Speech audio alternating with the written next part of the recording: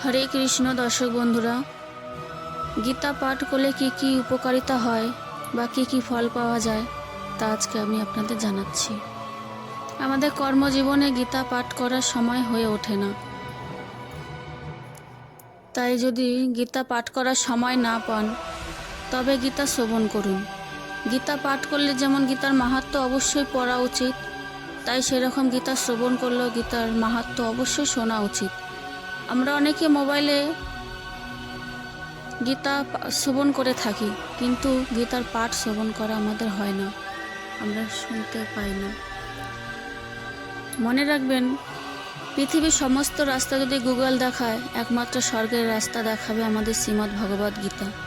তাই গীতার কি কি উপকারিতা, গীতা পাঠ করলে কি কি ফল পাওয়া যায় তা আপনারা শুনুন।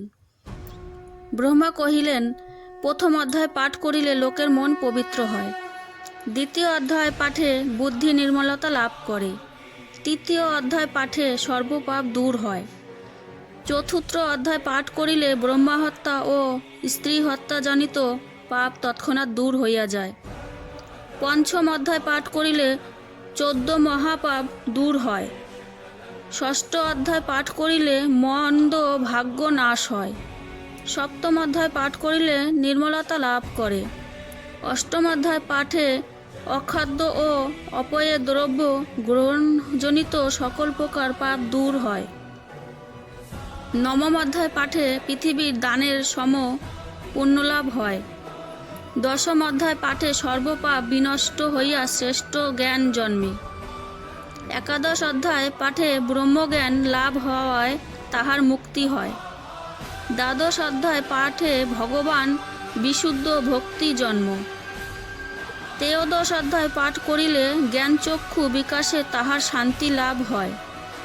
চতুর্দশ অধ্যায় পাঠে অশ্বমেধাদি যজ্ঞের যে মহাফল তাহা লাভ হয়। পঞ্চদশ অধ্যায় পাঠ করিলে নির্মল জ্ঞান লাভ করিয়া যোগী হওয়া যায়। ষোড়শ অধ্যায় পাঠ করিলে মানব সংসার বন্ধন হইতে মুক্তি লাভ করে। সপ্তদশ অধ্যায় পাঠে ভক্তজনের বাজপেয় নামক যজ্ঞের ফলাফল ও ভগবদ্ভক্তি জন্মে ও মুক্তির জন্য সচেষ্ট হয় এবং মানুষ ভগবানে ভক্তি লাভ করিয়া মুক্তির জন্য চেষ্টা করে। ভাগ্যবান লোক ভক্তি করিয়া অষ্টাদশ অধ্যায় পাঠ করিলে জ্ঞানরূপ অগ্নি দ্বারা তাহার সর্বপাপ নষ্ট হইয়া যায়। হে সুত, গীতা সর্ববিষয় বলিবার শক্তি আমার নাই, তবে গীতা পাঠের ফলে ভক্তজন ইহলোকে আর পরলোকে পরম সুখে সুখী হইয়া থাকে। গীতার মাহাত্ম্য। গীতাই আমার পরম ব্রহ্মরূপিণী বিদ্যা, সন্দেহ নাই উহার পর অনির্বাণ পদাতিকা অর্ধমাত্রা স্বরূপ। হে অর্জুন, গীতার গুহত নমসমূহ শ্রবণ করাইয়া কীর্তন করিলে তৎক্ষণাৎ সকল পাপ দূর হইয়া যায়। গঙ্গা, গীতা, সাবিত্রী, সীতা, সত্যা, পতিব্রতা, ব্রহ্মাবলী, ব্রহ্মবিদ্যা, ত্রিসন্ধ্যা, মুক্তিগৃহিণী, অর্ধমাত্রা, চিতদনন্দা, ভবগ্নি, ভান্তিনাশিনী, বেদত্রয়ী, পরানন্দা, তথার্থ জ্ঞানমঞ্জুরী। যিনি মন স্থির করিয়া প্রত্যহ গীতার সকল নাম জপ করেন তাহার জ্ঞানে সিদ্ধিলাভ হয় এবং অন্তে পরমপদ প্রাপ্তি হইয়া থাকে।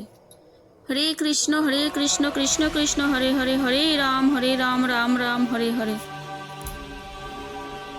রাধে রাধে। দর্শক বন্ধুরা, আমার গীতা পাঠ করা যদি আপনাদের ভালো লাগে অবশ্যই আপনারা পাশে থাকবেন।